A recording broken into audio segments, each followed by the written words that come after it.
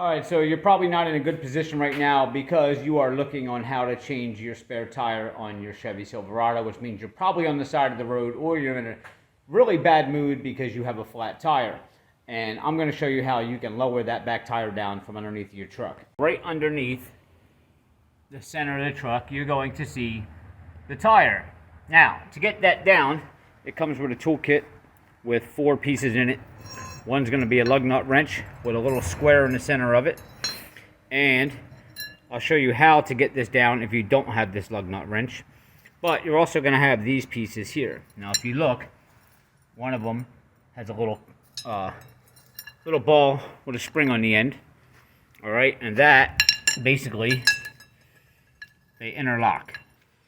You'll see the little hole in this one where you push this in and slide that down into there. Okay, now that's locked in. Now the end that's going to go into your truck, next to your license plate here, there's a little flap. You just want to pull that open, and there's a hole right there. Alright, so what you want to do is you want this end here that's open. Alright, not this end. You want this end that's open. Alright, that's going to feed right down into the hole. And just turn it a couple times with your hand so you feel it slide on and lock in to where you can't turn it anymore. Now you take your lug wrench with the square, and that's where you put it on here. And as you're turning that, you're going to see your tire.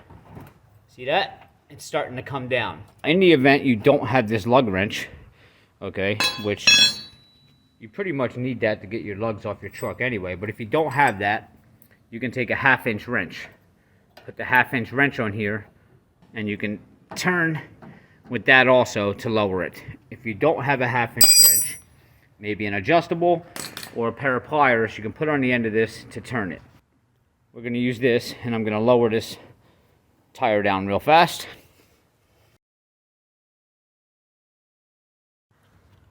Once it hits the ground, keep turning this a little bit more, because you see that wire cable that goes through the center? That's still attached to your rim, and you're going to want some extra slack in a minute, and I'll show you why. So keep turning this a little bit more to let some extra slack out. Alright, just a couple turns. Now you're going to have to lay on the ground, and I don't know how I'm going to do this with 2 hands, but you're going to have to pick up on this tire, and let me see, tilt this camera a little bit.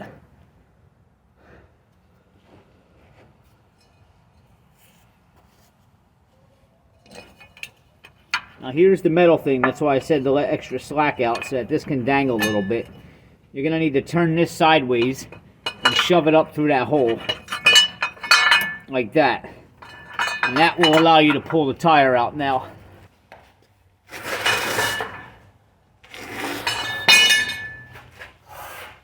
Now, keep in mind, and a lot of people make this mistake when they're on the side of the road, is they get the tire out, they're happy, and they put the tire back on, they take the bad tire off, they throw it in the back of the truck, and what they forget to do is this. See?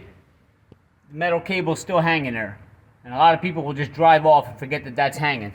So what you need to do, you need to crank this back up to the right and get that thing up in the air so it's not dragging on the ground.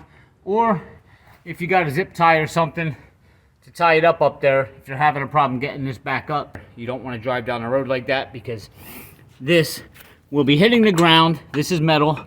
It will break off, go through somebody's windshield, and you'll end up hurting or possibly killing somebody. And that is how you get the tire down on a Chevy Silverado 2015. This one is, but it works for a lot of GMC trucks, a lot of other trucks, and a lot of other cars. It's the same concept. So if this helped you, please hit subscribe below, give me a thumbs up, and I'll see you next time.